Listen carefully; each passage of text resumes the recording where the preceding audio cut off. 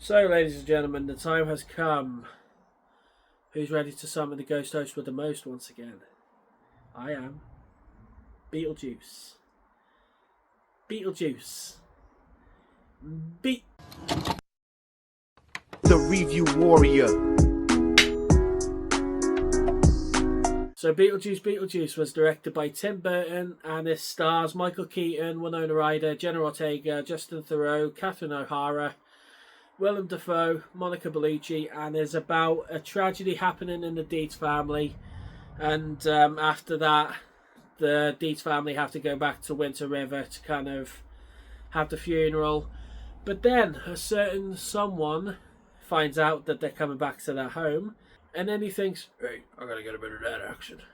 So going into this film, I was pretty excited to watch it because I loved the first film. I saw the trailer on YouTube one day, I thought, yeah, that looks good. And then I saw the second trailer and I was like, yeah, that looks really good.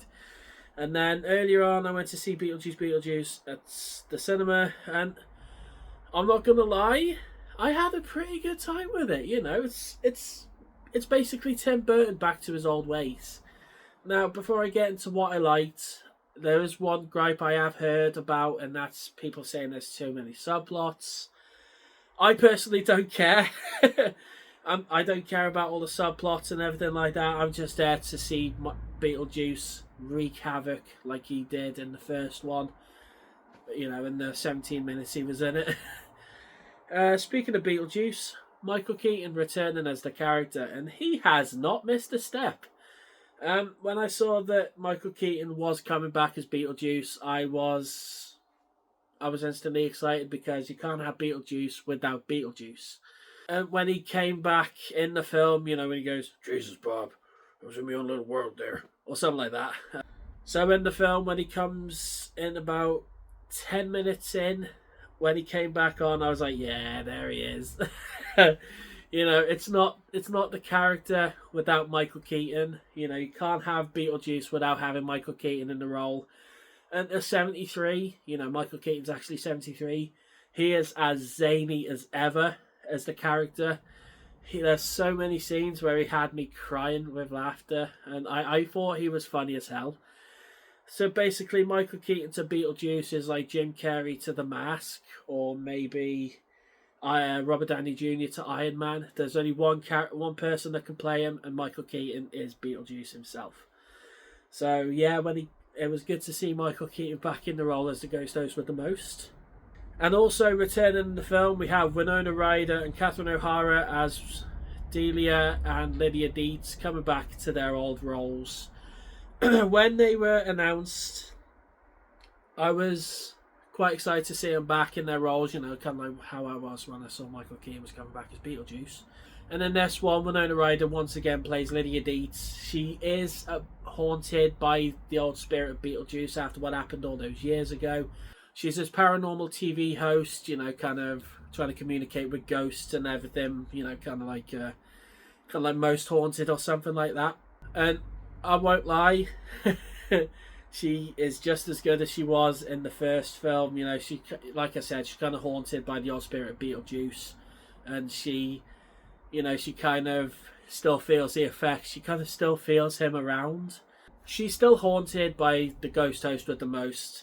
And after what happened, after almost marrying him, you could tell she's a bit scared when she sees like striped clothing and all that stuff. And when she is scared, you know, it's like the PTSD after seeing Beetlejuice. Yeah, she was good in the film. That's all I'm saying. So one of the newcomers in this film is Jenna Ortega. She plays Astrid Deetz, you know, Lydia's daughter. She was good in the film. She was very she kind of judged everyone who believes in the ghosts and all that crap. And she did not care about people's opinions on ghosts. She thought it was a load of bullshit. Lydia didn't really look after Astrid as a mum. She wasn't there for her. She was more invested in her ghost show.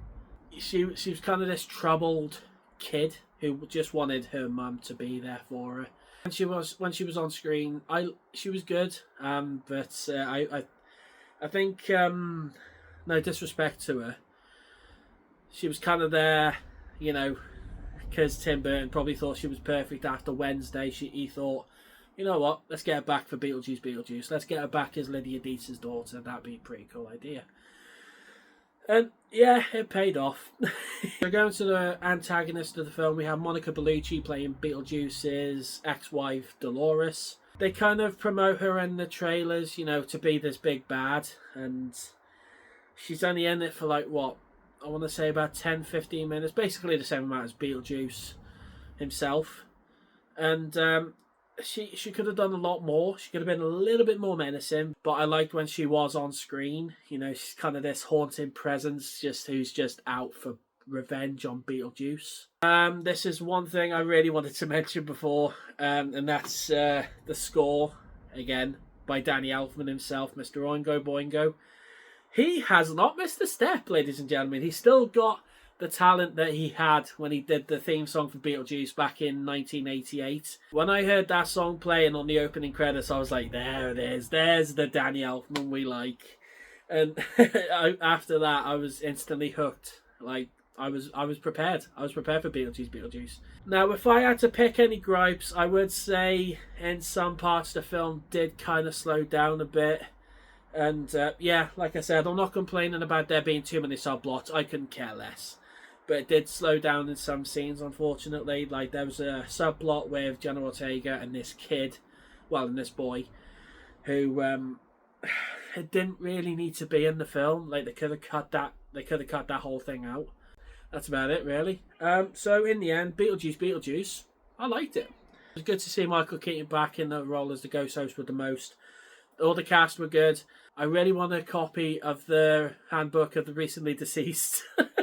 Be a pretty good read, you know, with all the sandworms and that. So yeah, I did like the film. It was funny in some scenes, and there was a pun at the end of the film. I'm not going to ruin it for you, but it did make me laugh. So yeah, Tim Burton, he's back. He's back, bringing the good films. So with that being said, I'm going to give Beetlejuice Beetlejuice a B+.